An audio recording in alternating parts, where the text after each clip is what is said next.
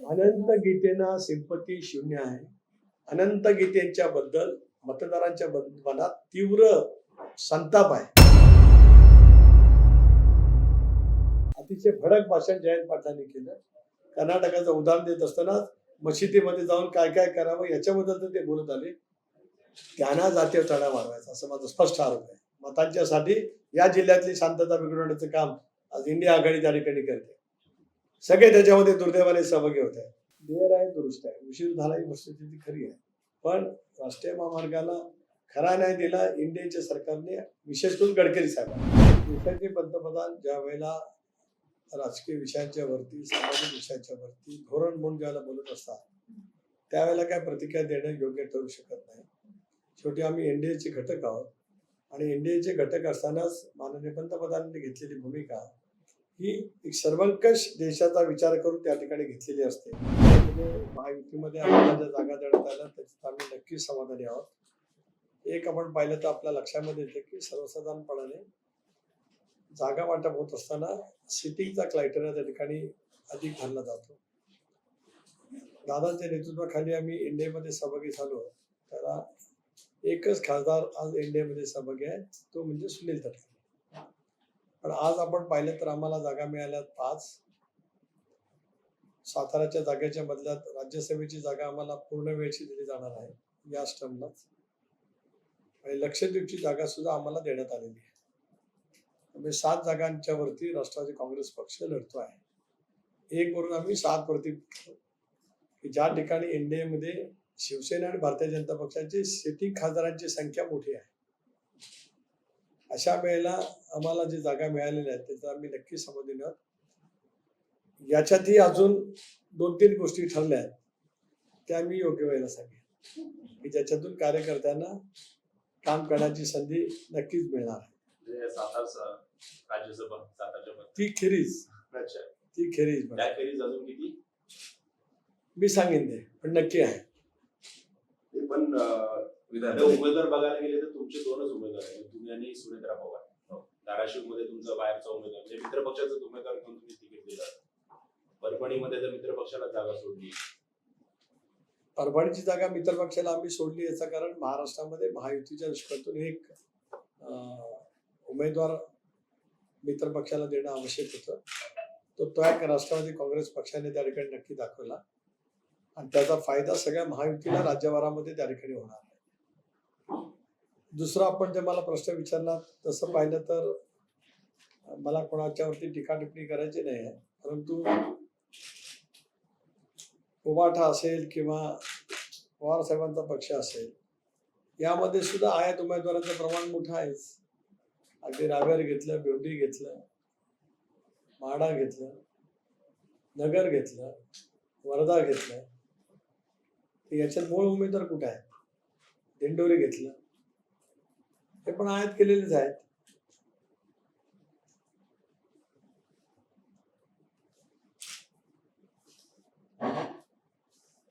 काँग्रेस पक्षाने सुद्धा उमेदवार उभे करताना त्यांनाही उमेदवार शेवटी असा आहे की निवडणुकीच्या राजकारणामध्ये बेरीज महत्वाची असते. त्यासाठी काही वेळेला काही राजकीय समीकरण करावे लागतात.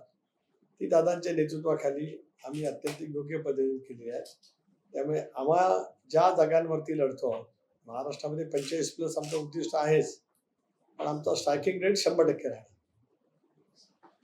भुजबळांना उमेदवारी देणार असं म्हटलं होतं, पण ऐनवेळी त्यांना उमेदवारी अजूनही त्यांची जाहीर केलेली नाही. पक्षात त्या नाराजी वगैरे. भुजबळांच्या उमेदवारीची चर्चा ही वरिष्ठ पातळीवरती झाली, वस्तुस्थिती खरी आहे, ज्याचा उल्लेख भुजबळ साहेबांनी सातत्याने केला. परंतु एकंदरीत संबंध निवडणुकीच्या प्रक्रियेमध्ये 5व्या टप्प्यामध्ये नाशिक आहे. पण स्वाभाविकपणाने भुजबळ साहेबांसारखे ज्येष्ठ नेते ज्या वेळेला निवडणुकीच्या रिंगणात असतात तर त्यांच्या उमेदवारीचा निर्णय लवकर होणं अपेक्षित आहे.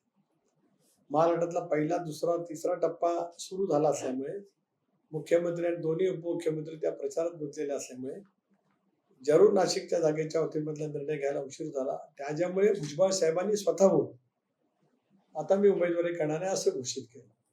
याचा अर्थ नाशिकच्या जागेचा दावा आम्ही सोडला असं कुठं म्हटलेलं नाही, पण भुजबळ साहेबांनी उमेदवारी करणार नाही स्वच्छपणे त्यांनी सांगितलं. नाशिक संदर्भात वाटाघाटी सुरू आहे. 1-2 दिवसामध्ये निर्णय लागेल. अजूनही काही जागा शिल्लक आहेतच ना. तर तुम्ही कोणत्या आधारावर दावा करताय? कारण ते शिंदे सेनेचा सिटिंग खासदार आहे आणि भाजप म्हणते की आमचे आमदार तिथे जास्त नाही, आहेत. भारतीय जनता पक्षाचा आग्रह भुजबळ साहेबांच्या उमेदवारीचा त्यांनी निर्णय पाठीमागे घेतल्याची तर अधिक वाढला. परंतु एक नक्की आहे की हे तिन्ही नेते एकत्रितपणे बसून त्या संदर्भातला मार्ग निश्चित काढतील. नाशिक आम्हाला जिंकायचंच आहे महायुतीला. तुमच्या जाहीरनाम्यामध्ये एक धक्कादायक उल्लेख आहे ज्याला भाजपचा पाठिंबा नाही. जातीने जनगणना जी काँग्रेसची भूमिका आहे ती भूमिका तुम्ही तुमच्या जाहीरनाम्यात मांडली. एनडीएचा घटक पक्ष म्हणून आम्ही नक्कीच आहोत. एनडीए मजबूत करण्यासाठी आम्ही त्या ठिकाणी आहोत. राष्ट्रवादी काँग्रेस पक्षाला एकंदरीत जे वाटतं तो म्हणण्याचा आमचा अधिकार आहे. त्या अधिकाराच्या मध्ये आम्ही जाहीरनाम्यामध्ये ते स्पष्टपणे नमूद केले. पुन्हा एकदा ज्या वेळेला या विषयावरती चर्चा करण्यासाठी प्रत्येक राजकीय पक्षाने आपला जाहीरनामा प्रसिद्ध केला, एनडीए मधलाही केलाय आणि तिकडे इंडिया आघाडीमधल्या सुद्धा प्रत्येकाने केलाय. आम्ही सत्तेवरती येणारच आहोत, देशात येणारच आहोत. राज्यात सुद्धा ऑक्टोबर महिन्यामध्ये 1000% आम्ही सत्तेवरती येणार आहोत महायुती म्हणून. अशा वेळेला जाहीरनाम्यातल्या एक बाबींचा विचार करण्याच्या संदर्भामध्ये आम्ही नक्कीच या 3 प्रमुख नेत्याची चर्चा मी प्रदेशाध्यक्ष म्हणून करेन. नाही, पण प्रमुख जो पक्ष आहे तुमच्या महायुतीतला भाजप, त्यांच्या हातात सगळी सत्ता असणार आहे, त्याच पक्षाचा जर जातीच्या जनगणनेला विरोध असेल, तुम्ही ती मागणी कशी पूर्ण करणार? एक आहे ना, शेवटी आपली मागणी आपल्या महत्वाच्या घटक पक्षाच्या समोर ठेवणं. भारतीय जनता पक्ष एनडीएतला प्रमुख पक्ष आहे आणि त्यांच्यासोबत इतर घटक पक्ष जोडले गेले आहेत. स्वाभाविकपणाने आम्ही चर्चा त्यांची जाऊन निश्चित या विषयावरती करू. आमची स्वच्छपणाची भूमिका आम्ही जाहीरनाम्यामध्ये मांडले आणि त्यात काही गैर नाही. पण ती पूर्ण होईल असं आशा आहे तुम्हाला? असं आहे की जाहीरनाम्यातल्या अनेक बाबी काही वेळेला पूर्ण करताना अडचणी येत असतात. आम्हाला विश्वास आहे की आम्ही चर्चेच्या द्वारे या विषयावरती मात करू, यश मिळवू.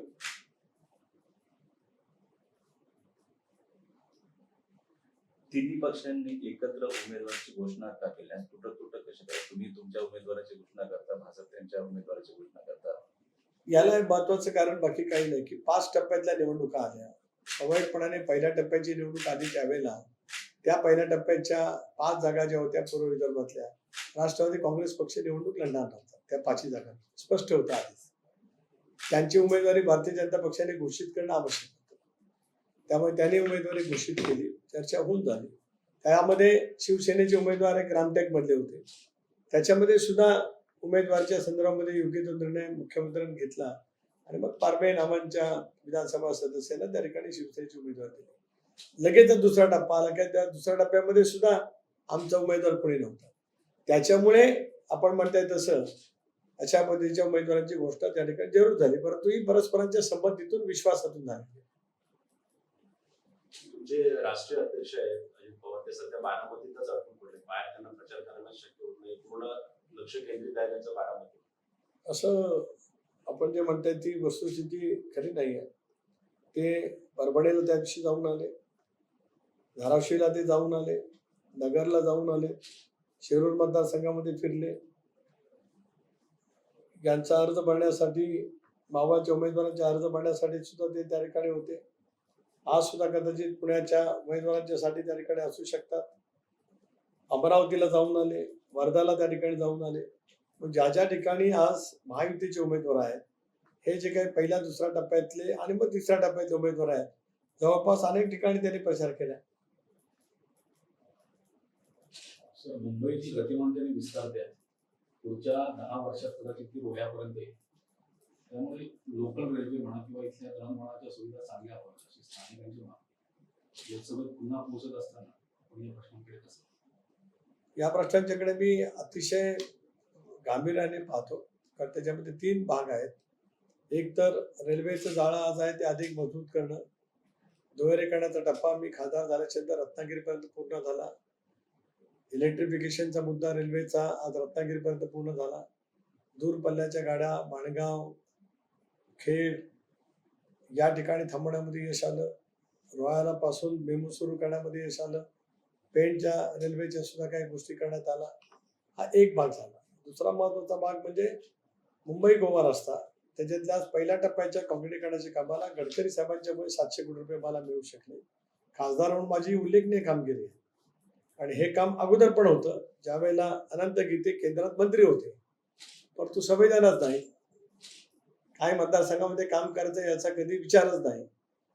जात पात धर्म याच्या नावावरती मतं मिळाल्याच्या नंतर फारसं लोकांशी बांधिलकी राहत नाही, पण ते काम मला त्या ठिकाणी करता आलं. दुसरा महत्वाचा, बॅरिस्टर अंतुलेंनी सागरी महामार्गाचा जो प्रश्न घेतला होता तो आता मी आज प्राधान्याने घेतलाय. त्याच्यासाठी जे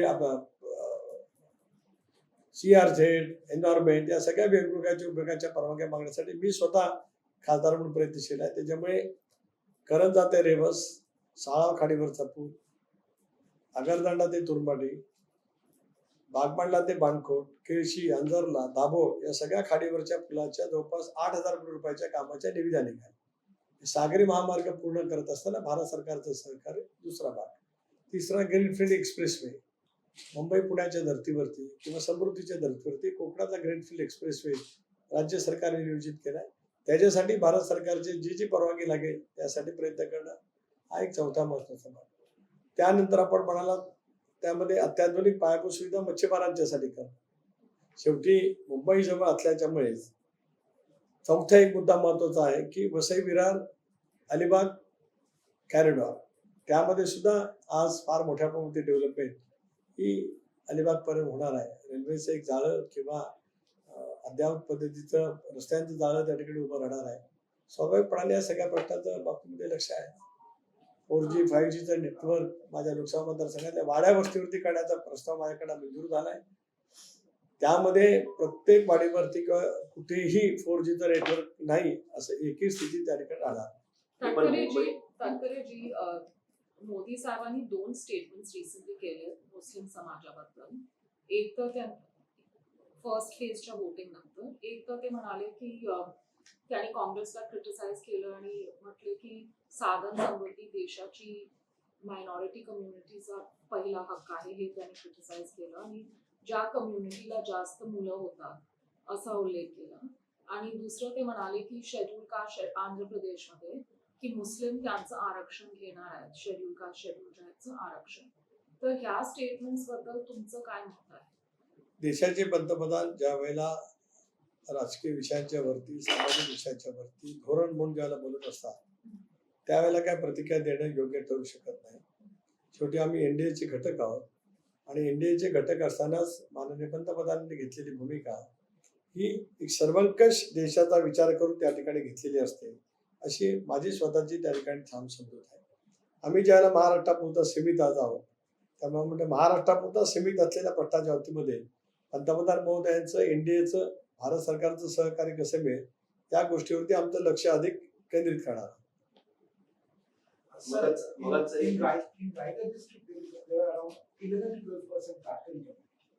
So most of them go to coal factories till now, and most of them, the forest rights have not been properly implemented. What's your plan? For forest, what? Forest rights have not been. Katkari forest. I know that is a tribal, that is Adivasi we call them, not a Katkari. It was an old word, now it is being replaced as Adivasi.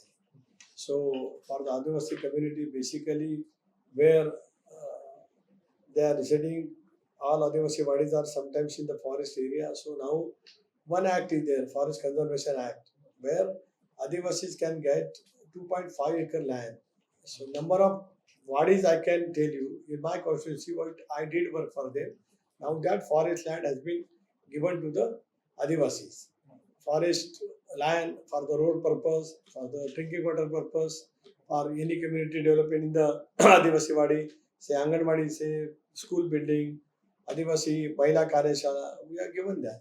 So I am very keen to resolve the Adivasi issue. You see, from this area, at least 6-7 Adivasis are there. What is there? Where I stay. You can go in any Adivasi wadi. Say my native place Duttul is there. There are 3 Adivasi wadis. Kama there is Adivasi wadi. All Adivasi wadis. You will see asphalt road connected to them. Internal concrete road. All Adivasi wadis are drinking water pipeline schemes are there. Anganwadi primary school buildings are there. In this area. I got elected in Jilla Parishad in 1992. It was the highest margin in the district. I won by 5,500 votes in that time. In the voting of 7,000. My margin was 5,500. I secured 75% vote. My one Panchayat Samiti member from this area, he was Adivasi. I can quote his name, Ika Jadhav. He won by 32,000. In his Panchayat Samiti, this particular area, he shifted 32,000 votes. So Adivasis, I'm saying very well for the Adivasis and for the I just feel they go to coal batteries and work for like almost 6 to 7 months. where They go? go to coal batteries, different like No, that is you. That is true. But They go for that. they are They sort of wanted you to see. sort of You see, that is there always, years to years, generation to generation, they go for that. See, but the percentage of going for that, for the coal batti or wheat batti, has come substantially down. I am proud that if you go in Adivasi, but in my particularly constituency, in my Roha Taluka, you will see TV in their house. Everyone will be having mobile. So this is the development. But see, for the employment, some of them goes. A year passed, 2 decades passed, it was 100%. Now it is 10-15%. My this where I stay, this Gram Panchayat Sarpanch is Adivasi. This era Gram Panchayat. So my relations with them is very thick, and I'm always pro for the development of Adivasis and scheduled caste people. Sir, राष्ट्रासाठी मुंबई गोवा महामार्ग एवढे वर्ष रखडलाय, कोकणात एवढे नेते होऊन गेले, तुम्हाला वाटत नाही की हे सगळ्या लोकप्रतिनिधींचं अपयश आहे, हा महामार्ग पूर्ण नव्हता? देर आहे दुरुस्त आहे, उशीर झाला ही वस्तुस्थिती खरी आहे, पण राष्ट्रीय महामार्गाला खरा नाही दिला इंडियाच्या सरकारने, विशेष करून गडकरी साहेबांनी. परस्पर इंदापूर पहिला टप्पा मी युपीए कडनं मंजूर करून घेतला, तो बीओडी तत्वावरती होता, पण इंदापूर पासून ते पात्रादेवी सगळा रस्ता काँक्रिटीकरणाचा. आणि आपल्याला माहिती आहे, जसं कोकण रेल्वे तयार करताना श्रीधरन यांना खूप प्रयास झाले, तसं कोकणातला हा मार्ग हा खूप दुर्गम डोंगराळ अनेक घाटांचा मार्ग आहे आणि खूप पाऊस पडतो कोकणात, त्याच्यामुळे वर्किंग पिरियड मिळतात फक्त 6 महिने, त्याच्यामुळे तो उशीर झालाय. पण आता 2024 अखेर किंवा 25च्या सुरुवातीपर्यंत पळसपा ते पात्रादेवीपर्यंत रस्ता पूर्ण उत्तम दर्जाचा झालेला पाहायला मिळेल. कधीपर्यंत पूर्ण काय डेडलाईन? 2025 मे पर्यंत. कारण आता परत पावसाळा सुरू होईल, जे पॅचेस राहिलेत, काही पुलाची कामं राहिलेत, त्याच्यासाठी जो कालावधी लागतो त्या कालावधीसाठीच ते आहे. राष्ट्रासाठी राष्ट्रवादी या टॅगलाईन खाली आपला जाहीरनामा जनतेपर्यंत पोहोचलेला आहे. पण निवडणुकीत आपला प्रचार कोणत्या मुद्द्यावर असेल, कोणाच्या विरोधात, उभाटा की शरद पवार? नाही, आमचा प्रचार महाविकास आघाडीच्या विरोधात आहे. आम्ही कोणाला लक्ष कशाला करायचं आहे? महाविकास आघाडीच्या विरोधामध्ये राष्ट्रवादी काँग्रेस पक्ष एनडीए मध्ये सहभागी झाले, मग त्याच्यात जे घटक पक्ष असतील ते सर्वांच्या विरोधामध्ये आज आम्ही निवडणूक लढतो, स्वाभाविकच आहे. तरी जास्त टोकायचं प्रचार विरोधात नाही, असं काही नाही. आता इथे उभाटा लढते माझ्याकडे, आपण पाहिलं तर धाराशिवच्या जागेवरती उभाटा लढते, शिरूरला आमचाच पक्ष तिकडचा लढतोय, बारामतीला तिकडे लढतोय, तर ते स्वाभाविकच आहे. पण एकंदरीत ज्या ठिकाणी काँग्रेस उमेदवाराचे उमेदवार असतील, जिथे इतर अन्य उमेदवार असतील, त्या सगळ्या ठिकाणी राष्ट्रवादी काँग्रेस पक्ष महायुतीचं काम करत आहे. आमचं काही टीकेचं लक्ष काय एका विशिष्ट पक्षावरती नाही. आम्ही महायुती वर्सेस महाआघाडी. तुमची बऱ्याच वर्षापासून नंतर पहिली निवडणूक असेल, शरद पवार तुमच्या बरोबर नाही, मनात थोडी अशी सहल आहे किंवा काय वाटतं की बाबा पवारसाहेब एक असं आहे की सुरुवातीला निर्णय घेत असताना तो एका दिवसात निर्णय झाला नाही. खूप डेलिब्रेशन्स आम्ही सर्वांनी मिळून केली, क्रिया प्रतिक्रिया कॉज अँड प्रॉन्स या सारासार विचार केला. अनेक वेळेला पक्षामध्येच साहेबांच्या उपस्थितीमध्ये भारतीय जनता पक्षावरती जायचा असा निर्णय झाला. 14ला मी पाठिंबा दिला, सरकारमध्ये सुद्धा जाणार होतो, मग त्याच्यामध्ये उद्धव ठाकरेंची सेना सहभागी झाली. 16ला तर सगळं नक्की झालं होतं, मी प्रदेशाध्यक्ष होतो, मी अजितदादा, काही वेळेला इतर काही सहकारी असायचे, त्यावेळेला मुख्यमंत्री त्यावेळेचे देवेंद्रजी फडणवीस त्यांचे काही 1-2 सहकारी असायचे. ज्यावेळेला जागा वाटपासाठी आम्ही बसलो लोकसभेच्या 2016च्या अखेरीस आणि 17च्या सुरुवातीला जानेवारी फेब्रुवारी मार्च मध्ये आमचं राज्यातलं 19 लोकसभेचं जागा वाटप पूर्ण झालं होतं. आमचे मंत्री संख्या ठरली होती, पालकमंत्री पदाची जागा ठरल्या होत्या, खाती आमची ठरली होती. आम्ही सगळेजण अंतिम टप्प्यामध्ये, गणपतीचा दिवस होता पहिला, 2017 मधला मला कटाक्षाने आज या बाबी स्पष्ट नमूद करायच्या आहेत. कारण आज ज्या पद्धतीने आरोप करण्याचा प्रयत्न काही निराधार व्यक्ती करतायत, खोटारडेपणाचा आरोप, त्यानं मला सत्य सांगायचं की 2017च्या गणपतीच्या पहिल्या दिवशी दिल्लीमध्ये मी होतो, साहेब होते, अमितभाई होते आणि अजून एक मध्यस्थ होते. त्यांच्याकडे ती बैठक झाली. त्यावेळेला सगळा प्रस्ताव आम्ही घेऊन गेलो होतो. फक्त नितीश कुमारांसारखं करायचं एवढाच विषय आमच्यासाठी होता. आणि हा सगळा प्रस्ताव मी मांडावा असं सांगण्यात आलं. मी मांडला. अमितभाईंनी तत्काळ उत्तर दिलं की शिवसेना रहेगी, तटकरे जी शिवसेना रहेगी.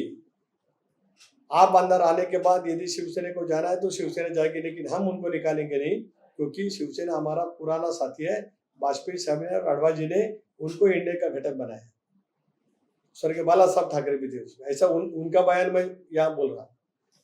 माझा सांगण्याचा हे असं आहे, त्यावेळेला आम्ही नकार दिला. नाहीतर भाजपबरोबर सरकारमध्ये 2017 अगदी आम्ही मुहूर्तच काढून गेलो होतो. पितृपक्षाच्या आधी सरकार बनणार होतं गणपतीच्या दिवसात. 1000% सांगतो मी, याच्यातलं एकही वाक्य खोटं नाही.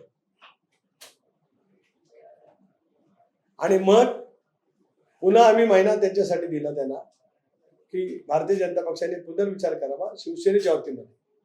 आज उद्धव ठाकरे काही म्हणू शकतात किंवा संजय राऊत, पण भारतीय जनता पक्षाने आम्हाला स्पष्टपणे नकार दिला की शिवसेना असेल, शिवसेनेशिवाय सरकार होणार नाही. आणि मग 1.5 महिन्याच्या प्रतीक्षानंतर राज्य पातळीवरती आम्ही निर्णय घेतला की नाही, आता आपल्याला स्वतंत्रपणाने जायचं आहे. म्हणून कर्जतला आम्ही एक शिबिर घेतलं राज्यातील प्रमुख नेत्यांचं. आपल्यापैकी सुद्धा अनेक जण त्यावेळेला आम्ही जी पत्रकार परिषद घेतली त्याला उपस्थित होते.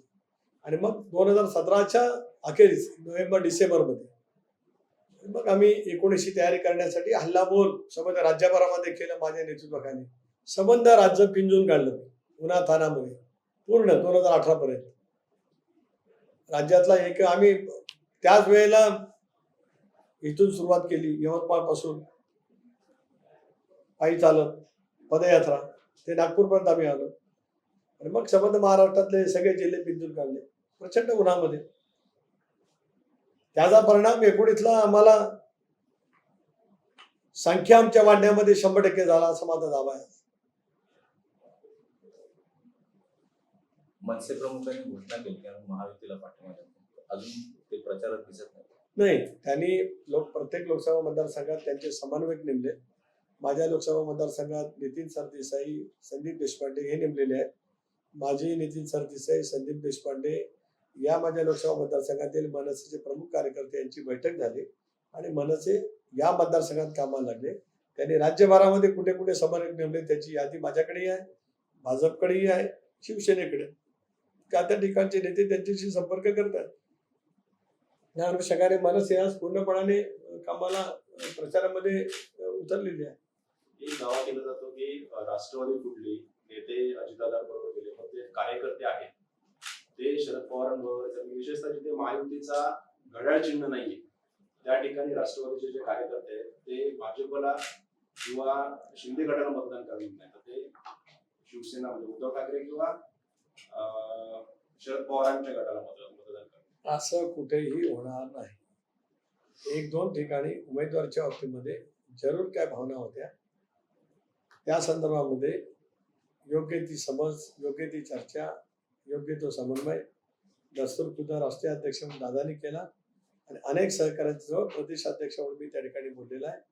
त्यामुळे राष्ट्रवादी काँग्रेस पक्षाचा मतदार, राष्ट्रवादी काँग्रेस पक्षाचे आमदार आज महायुतीच्या उमेदवारांच्या प्रचारासाठी मावळ मतदारसंघ बाजूचा आहे.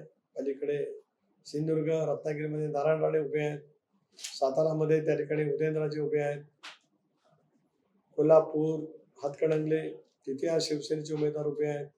आपण पाहू शकता. मला विचारा, नगर आहे, शिर्डी आहे, शिर्डीमध्ये आमचे 2 आमदार आहेत, पूर्ण क्षमतेने दिंडोरीमध्ये आमचे 3 आमदार आहेत, कामाला लागलेले आहेत. हे केवळ आम्हाला बदनाम करण्याचा, अपप्रचार करण्याचं षडयंत्र हे सकाळी उठून जे खोटे बोलणारे मुलाखत देतात त्यांच्या मार्फत चाललंय. आणि एक टीम बसलेली आहे तेवढ्यासाठीच. सोशल मीडियावरती बद्दल संभ्रम निर्माण करण्याचा प्रयत्न, पण ते बुमरँग होते. लक्षात येते जनतेच्या खरं काय खोटं काय. नाही पण काही मतदारसंघांमध्ये तुमचे जे आमदार आहेत ते महायुतीच्या उमेदवाराच्या प्रचाराला जाताना दिसत नाही. म्हणजे सातारचं जर उदाहरण घेतलं तर सातारामध्ये उदयनराजेंनी काही बैठका लावल्या, त्या बैठकीला तुमचे आमदार अनुपस्थित होते. नाही, त्या मतदारसंघामध्ये आमचे आमदार मकरंद आबा आहे. माझं मकरंद आबांशी रोज बोलणं चालू आहे. त्यांनी उदयनराजेंचा प्रचार नक्कीच सुरू केला आहे. त्यांच्या विधानसभा मतदारसंघात त्यांची कोणासोबत प्रचार करण्याच्या बाबतीमध्ये हरकत आहे ते त्यांनी मला सांगितलं, ते मी देवेंद्रजींच्या कानावरती घातलं. त्याच्यात पूर्णपणाची स्पष्टता आहे. नो अँबिग्युटी. भाजप देशामध्ये 400 पार जाणार असं म्हणते, त्यात तुमची मदत किती असेल? राज्यातल्या सगळ्या जागा राष्ट्रवादीच्या, लक्षद्वीपची जागा सुद्धा मी जिंकू शकतो. आणि त्या 400 पार मध्ये राज्यामध्ये ज्या ठिकाणी आमची ताकद आहे, आम्हाला माहिती आहे की विदर्भामध्ये आमची मर्यादित ताकद आहे. पण भंडारा गोंदियामध्ये आम्ही पूर्ण क्षमतेने काम केलंय. गडचिरोलीमध्ये आम्ही पूर्ण क्षमतेने काम केले. वर्ध्यामध्ये काम करतो आहोत. अमरावतीमध्ये आम्ही ताकद शक्ती लावतो आहोत. वाशिम यवतमाळमध्ये राष्ट्रवादी काँग्रेस पक्षाचे आमदार इंद्रनील नाईक ते त्या ठिकाणी पूर्ण ताकदीने आज तिथल्या उमेदवारांच्या पाठीमागे उभे आहेत. ती स्थिती उत्तर महाराष्ट्रामध्ये किंवा मराठवाड्यामध्ये सगळीकडे आहे. त्यामुळे आज महाराष्ट्रामध्ये 45+ होताना राष्ट्रवादी काँग्रेस पक्षाच्या चिन्हाच्या जागेवर तर निवडून आणतो, त्यालाही मदत मला नमूद केलं पाहिजे की भारतीय जनता पक्ष आणि शिवसेनेचे सुद्धा सगळे सहकारी राष्ट्रवादी काँग्रेस पक्षाच्या उमेदवारांच्यासाठी पूर्ण प्रचारात आहे. आणि आम्ही तितक्याच ठिकाणी प्रचारात आहोत. मगाशी याने विचाराप्रमाणे एखाद दोन ठिकाणी थोडीशी काही अडचण होती, चर्चा करायला लागली, पण ती चर्चा करून आम्ही मार्ग काढला. एक असा प्रचार सुरू आहे की कुठल्याही महायुतीच्या उमेदवाराला मत म्हणजे ते नरेंद्र मोदींना मत. आपल्या मतदारसंघात सुद्धा तो प्रचार सुरू आहे. त्याच्यामुळे मुस्लिम समाज दूर जातोय आणि त्यामुळे तुम्ही मुश्ताक अंतुलेंना बरोबर घेण्याचा निर्णय घेतला अशी चर्चा सुरू आहे. एक असं आहे की हा अपप्रचार केल्याशिवाय आनंद गीतेंच्या परड्यात मतं पडणार नाहीत याची 1000% खात्री झाल्यामुळे हा प्रचार त्या ठिकाणी केला जातोय. खरं आहे, मी एनडीएचा घटक आहे. स्वाभाविकपणाने मी निवडून आल्याच्यानंतर एनडीएच्या पाठीमागे उभा राहणार. पंतप्रधान नरेंद्र मोदी साहेब तिसऱ्यांदा होणार. या जिल्ह्यातला सेक्युलर अल्पसंख्याक समाज जो आहे, त्या अल्पसंख्याक समाजाने माझं सेक्युलरिझम अनुभवलेलं गेल्या 40 वर्षात. माझ्या राजकीय जीवनाला पुढच्या महिन्यामध्ये 40 वर्ष होती.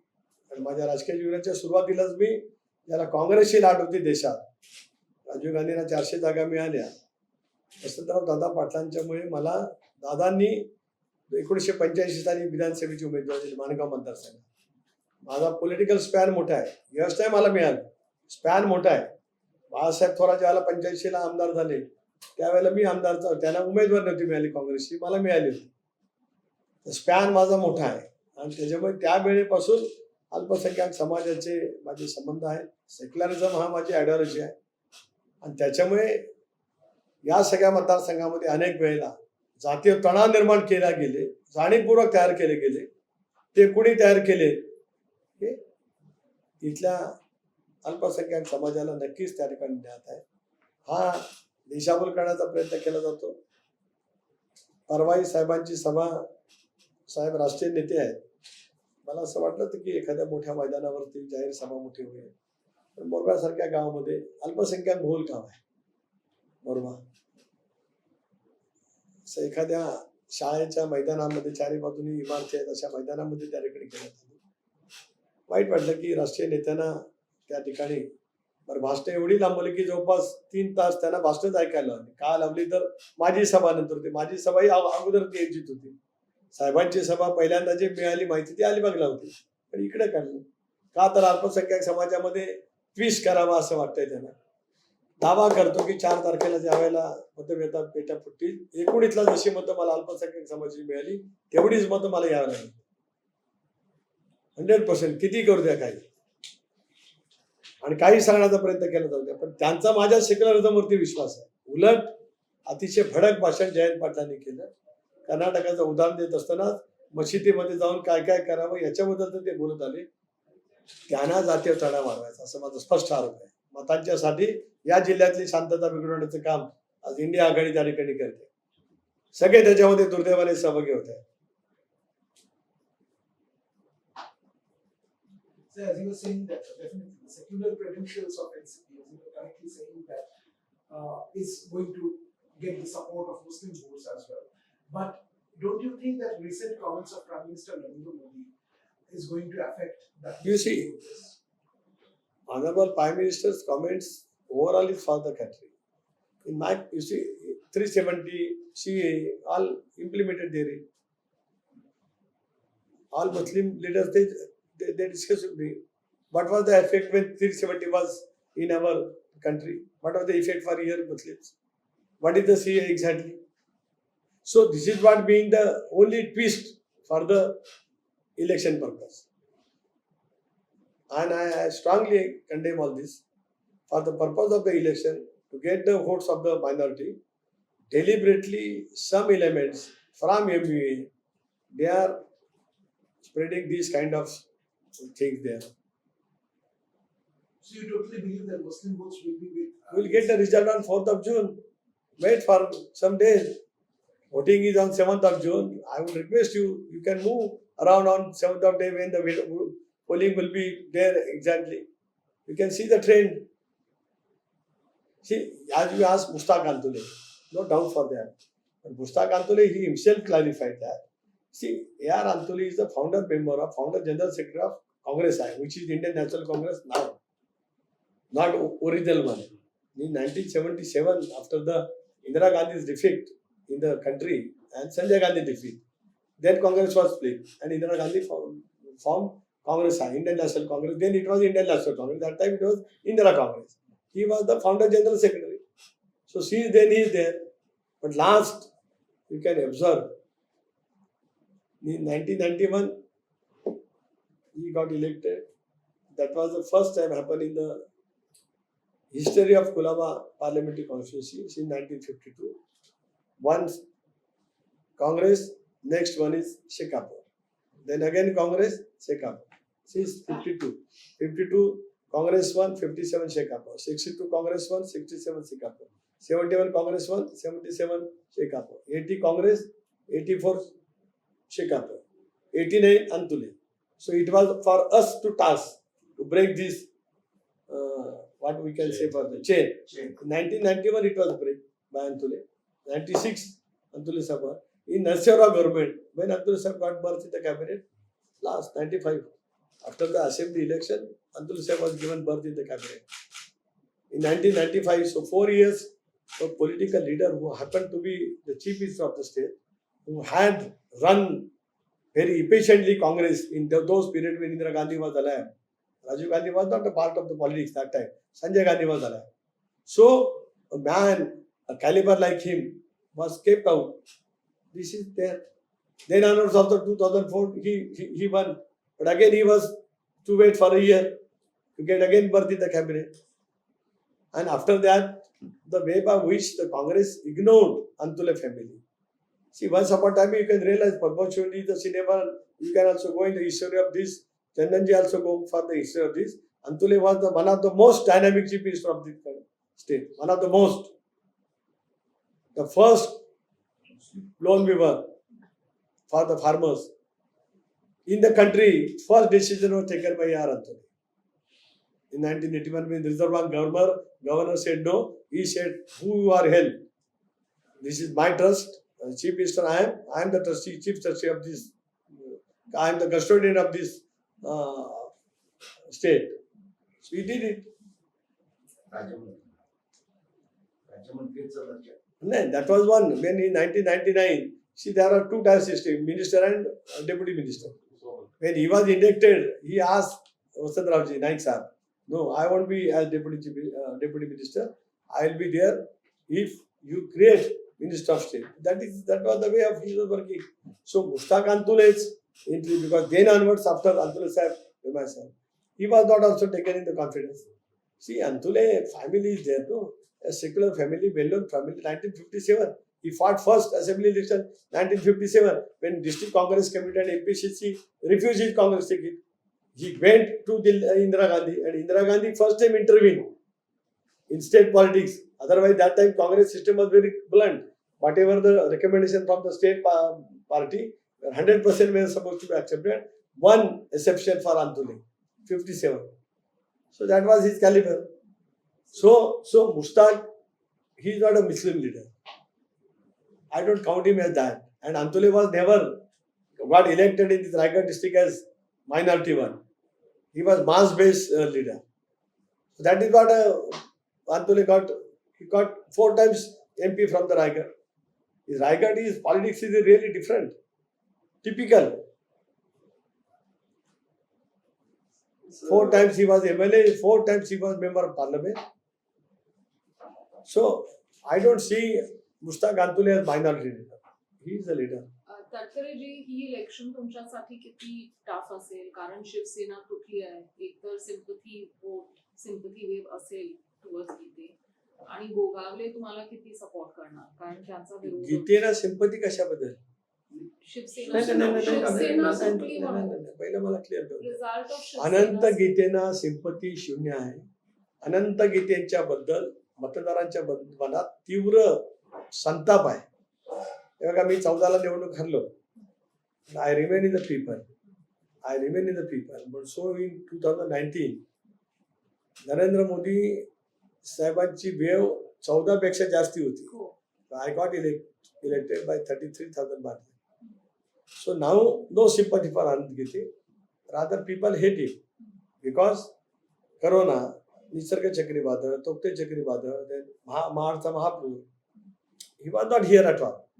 And he was questioned by the media. He just laughed. He is laughing. त्याला आपण छद्मी हास्य म्हणतो, ते हास्य करतायत म्हणजे क्रूर चेष्टा करतात संकटाची. So no sympathy for him. Another thing is you asked me about Bharat Gogale factor. Gogale has started my election campaign. Immediately after my candidature was announced by the Mahayuti. He was the first who took the meeting, and in his constituency, I had gone 7 meetings, 8 meetings in all his assembly constituency, ZP wise. So he, senior leader Ramdas Bhai Kadam, his son Yogesh Kadam, Alibag MLA Mahendra Dalvi, with tremendous efforts, they are in the campaigning. Same for the BJP. Ravindra Patil is the MLA from Pen. Dhaneshil Patil, who was supposed to be candidate of BJP in the Lok Sabha. Dr. Vinay Nathu, ex-MLA for about 4 times. All BJP team is working. यावेळेला शेकाप तुमच्या बरोबर नाही. 14च्या निवडणुकीत तुमचा पराभव झाला होता तेव्हा शेकाप तुमच्या बरोबर नव्हती. 19ला तुम्ही विजयी झाला तेव्हा शेकाप बरोबर होती. आता पुन्हा शेकाप नाहीये, त्याचा किती परिणाम? शेकाप असं जे काय म्हटलं जातं ते आता संपलेलं आहे. याचं कारण 2009 सालामध्ये 52 सालापासून पहिल्यांदा अखिल भारतीय शेतकरी कामगार पक्षाचे अखिल भारतीय राष्ट्रीय अध्यक्ष शेतकरी कामगार पक्षांनी जयंत पाटलांच्या नेतृत्वाखाली 2009 सालामध्येच लोकसभेच्या निवडणुकीमध्ये शेका पक्षाला बाहेर काढलं. हे त्यांच्या नेतृत्वाचं फलित या जिल्ह्यात आहे. First time in the history of Raigad ही जयंत पाटलांची ऐतिहासिक कामगिरी की शेका पक्षाला लोकसभेतून बाहेर काढले. आता शेतकरी कामगार पक्षाचा एकही आमदार नाही. ताकद म्हणण्यासाठी बॅरोमीटर काय? 2019 मध्ये मला त्याने मदत केली, मी नाकारला नाही. त्याला माझ्यासोबत शिवसेना नव्हती, भारतीय जनता पक्ष नव्हता. आणि शेका पक्षाचे पुढारी हा दावा करतात 2019ला त्यांची मला मदत झाली. मी म्हणतो होय झालीच. त्यांची झाली, काँग्रेस झाली. मला 17,000चं मताधिक्य अलिबागला मिळालं. त्याच्यात शेका पक्षाचा सिंहाचा वाटा होताच. पण 4 महिन्यांनी शेका पक्ष 35,000 पडला, तो मी पडला असं जयंत पाटील म्हणतात. 17,000चं मताधिक्य त्यांच्यामुळे आणि 35,000 पाडल्यावर माझ्यामुळे. माझी ताकद किती आहे? मग I am the whole and sole king of the Raigad and Alibag constituency. He should accept that. परवा त्यांनी भाषणात पवार साहेबांच्या समोर सांगितलं.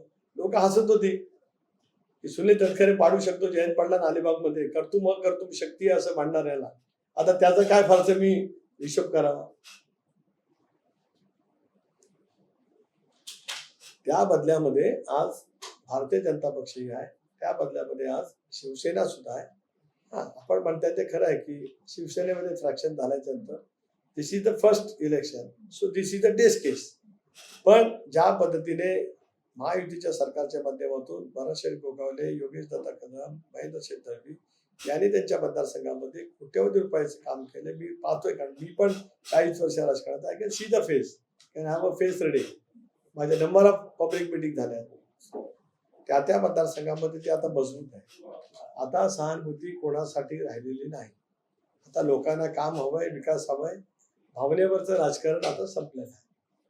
सर उभाटा गटाचे भास्कर जाधव गीतेंच्या प्रचारात दिसत नाही, पण महायुतीला अप्रत्यक्ष मदत करण्याचं काही ठरलेलं आहे.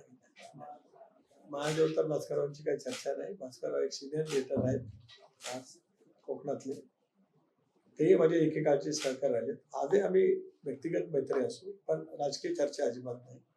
मला असं वाटतं याच्याबद्दलचं कारण ते सांगू शकतो. किती साहेबांना प्रश्न विचार. तुमच्या जाहीरनाम्यात संविधानावर जास्त फोकस देण्यात आले, दुसरीकडे संविधान बदलाची चर्चा आहे आणि तसे निवडणुकीत तोच जवळपास प्रचाराचा प्रमुख मुद्दा आहे. मला तेच आपल्याला सांगायचं होतं की निवडणुका जवळ आल्या की हे सोकाल इंडिया आघाडीचे सगळे नेते संविधान बदलणार असं सतत बोलत राहतात. प्रचाराचे कुठले मुद्दे शिल्लक राहिल्याच्या नंतर शिल्लकच राहिले नाही, त्यांच्याकडे बोलू शकत नाही. काय नैतिकतेने बोलू शकत नाही आणि कशाच्या आधारे सुद्धा बोलू शकत नाही. मग संविधान बदललं जाणार असं एक वातावरण निर्माण करण्याचा जाणीवपूर्वक प्रयत्न आपल्या राज्यातही मोठ्या प्रमाणावरती होत आहे, देशामध्ये होत आहे. दस्तूरबुद्ध नरेंद्र मोदी साहेबांनी, अमित भाईंनी, देवेंद्रजींनी सांगितलं की चंद्र सूर्य असेपर्यंत या देशातलं संविधान बदललं जाणार. आम्ही संविधानाशी बांधलेला आहोत. म्हणून आमच्या जाहीरनाम्यामध्ये पहिल्या पानावरती आम्ही संविधानाचं प्रिॲम्बल छापले. दॅट क्लिअर कट इंडिकेट्स इंडियाच्या मार्फत संविधान अधिक बळकट कसं होईल हेच काम त्या ठिकाणी होणार.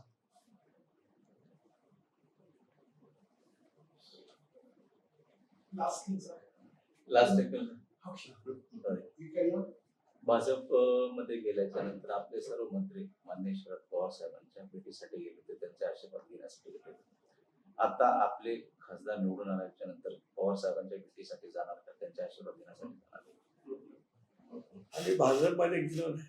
भाजपमध्ये सोबत सरकार बनवलं. ठीक आहे, पण जसं आज इंडिया आघाडीचे 27 जे काही पक्ष आहेत त्यातल्या निम्म्या पक्षांनी भाजपबरोबर सरकारमध्ये सत्ता भोगलेली आहे. ममता दीदीपासून ते तामिळनाडू पर्यंत ते सगळ्या मध्य भारतामध्ये सगळेजण वाजपेयी साहेबांच्या सरकारमध्ये होते. माझ्या सांगण्याचा मतीचा अर्थ असा आहे की आम्ही सत्तेमध्ये गेल्याच्या नंतर पवार साहेबांना जे भेटायला गेलो, प्रदेशाध्यक्ष म्हणून मला राष्ट्रीय अध्यक्ष आणि राष्ट्रीय कार्याध्यक्षांकडून सूचित करण्यात आलं की मंत्र्यांचं प्रदेशाध्यक्षांनी पवार साहेबांना भेटायला जायचं. आदल्या दिवशी भेटलो. परत सांगण्यात आलं की आमदारांसह भेटायला जायचं. त्यातली स्क्रिप्ट कोणाची होती मला माहित नाही, पण त्याचा लॉजिकल असा होता की जो मला सांगण्यात आला आणि जो तथ्य होतं, खरंही होतं की आम्ही घेतलेल्या निर्णयाला समर्थन दिलं जाणार अशी माझी माहिती आहे. पण त्याच्यावरती अधिक प्रकाश प्रफुल्लबाई टाकू शकतील आणि ते आम्हाला तिथे नेण्यामध्ये होते. आता कोणतरी सांगितलं की आम्ही भेटायला गेलो, वेळ ठरल्याशिवाय काय भेटायला जाता येतं काय?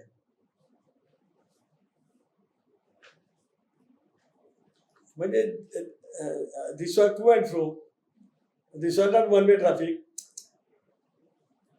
तुम्ही लक्षात घेऊ शकता ना माझ्या म्हणण्याचा मतीचा अर्थ.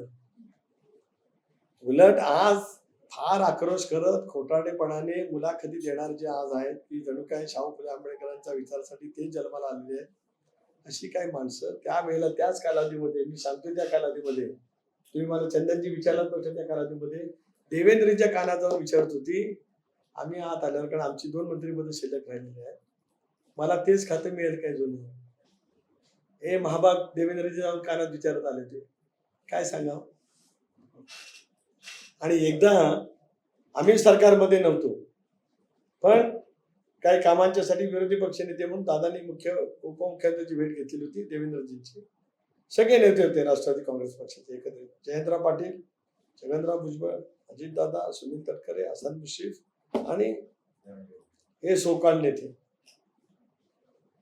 तिथे आमदाराला सर्वांच्या समोर म्हणत आलं की आता मला काळवा मुंब्रामध्ये निवडणूक लढवायची नाही, मला MLC करा. देवेंद्रजींच्या समोर काय सांगावं कोणी, होईच काबड.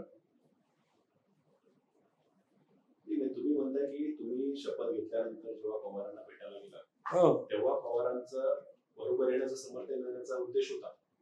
प्रफुल्लबाई याच्यावरती अधिक प्रकाश टाकतील. तुम्हाला तिथे काय सांगून देण्यात आलं? आम्ही जाऊन फक्त भेटून आलो. अभिप्रेत तसं होतं, अभिप्रेत असंच होतं की राजीनामा देताना जे घडलेलं होतं, राजीनामा तर पवारसाहेबांनी स्वतःहून दिला, लिखित राजीनामा दिला, साहेबांनी भाषण वाचून दाखवलं, आपल्यापैकी सर्वांना द्यायचं असेल तर फर्स्ट टाइम. अदरवाईज साहेबांचं काय 60 वर्षाची तपश्चर्या आहे, पण त्यांनी सगळ्या संस्थांची नावं वाचून सांगितलं की आता मी राजीनामा देतो आहे. पण त्याच्यानंतर काय करायचं ते ठरलं होतं ना आधीच. Who was next president was suppose to be, it was decided and we all had agreed for that. पक्षांतर्गत लोकशाहीच्या माध्यमातून आम्ही ते मान्य केलं होतं. आमचं त्या निवडीला अजितदादांचं तर समर्थन होतं, दादा तर सुचत होते यांना राष्ट्रीय अध्यक्ष करा. 5 तारखेला राष्ट्रीय अध्यक्षाची निवड करण्यासाठी कमिटी नेमली गेली होती. तिथेच कमिटी नेमली की साहेबांनी चव्हाण प्रतिष्ठानमध्ये भाषण करत असताना हे लोक 5 तारखेला बसतील, नवीन राष्ट्रीय अध्यक्ष निवडतील जो मला मान्य असेल. You all are witness of that. So त्याच्यामुळे ते जे कोण आता संसदेला म्हणतात की दिला असता पक्ष, दिला असता, अरे त्यांनाच दिला होता पक्ष, कोणी घेतला? तुम्ही म्हणताय की तुमचं डिसिजन झालं, तुम्ही मंत्रिमंडळात सहभागी झाल्यानंतर तुम्ही भेटायला गेला, हो. तेव्हा त्यांची भूमिका होती म्हणजे निर्णयाला समर्थन देण्याची, त्याच्यासाठी तुम्हाला भेटायला बोलवलं. तुम्ही म्हणत मी म्हटलं की या सगळ्या गोष्टी होती. अधिक प्रकाश एक तर प्रफुल्लभाई टाकू शकतील किंवा अजितदादा टाकू शकतील. तुम्ही सुरुवातीला विधान केलंय ते केलं ना. मी केलं ना, पण त्याच्यावरती अभिप्रेत होतं असं म्हटलं. पण त्यावरती अधिक जास्ती माहिती, कारण त्या चर्चेमध्ये ते दोघे होते. When I was part of the discussion I told about 1670. मी सांगितलं स्पष्टपणाने, होय आम्ही भाजपच्या सरकारमध्ये जाणार होतो, पण शिवसेनेला बाहेर काढून जाणार होतो. मी सांगितलं ना आपल्याला, because I was part of discussion. त्या चर्चेत पण पवार साहेब आणि प्रफुल्ल पटेल दोघेच होते. दादा असू शकतात. आणि मग ती पुण्याच्या उद्योगपतीच्या घरी शेवटची बैठक झाली. ते पण छापले की तुम्ही सगळ्यांनी फोटो सहित आले. तर तोपर्यंतचा प्रवास असा होता. त्यामुळे आमचे 1.5 महिने उलट आम्ही ठप्प राहिलो, हे असं होणार आहे, असं होणार आहे म्हणून. So recently, Economic Offense Last one. has given a clean sheet to Ajit Pawar. So oppositions have been saying this continuously that BJP has turned out to be a washing machine whenever like any government is coming in and coming out as clean. So what do you think about that? You see, from the EOW, this inquiry is going since last 5 years. Once EOW had filed the closure report, then onwards again court had asked for the revised inquiry, say whatsoever there, and again they did it. So you see, except the allegation, what did they have? आणि एक असं आहे की आरोप हे होत असतात. आरोप झाले म्हणजे ते काय त्याचं हे झालं अशातला काय भाग नाही. तसे आरोप आज सोकाल इंडिया आघाडीमधल्या जवळपास सगळ्या नेत्यांवरती झाले. आरोप कोणावरती नाही झाले. बदनामी झाली, काय काय मनस्ताप झाला, सगळ्यांनाच झाला. राजकारणातली तो एक भाग राहतो. उलट अनेक वेळेला आपल्याला वाटत आलं की दक्षिण भारतामध्ये ज्या पद्धतीने होतं, प्रामुख्याने तामिळनाडू असेल, शेजारच्या आंध्र प्रदेशमध्ये असेल, तेलंगणामध्ये असेल, केरळमध्ये असेल, तसं सुद्धा आता राजकारण आपल्याकडे होऊ नये अशी आपली महाराष्ट्रातल्या जनतेची भावना असते. आणि आजवर ते पाळलं गेलं. त्याला कधी ब्रेक झाला, काय ब्रेक झाला, आज मी बोलू इच्छित नाही, कारण मी उमेदवार आहे. थँक्यू.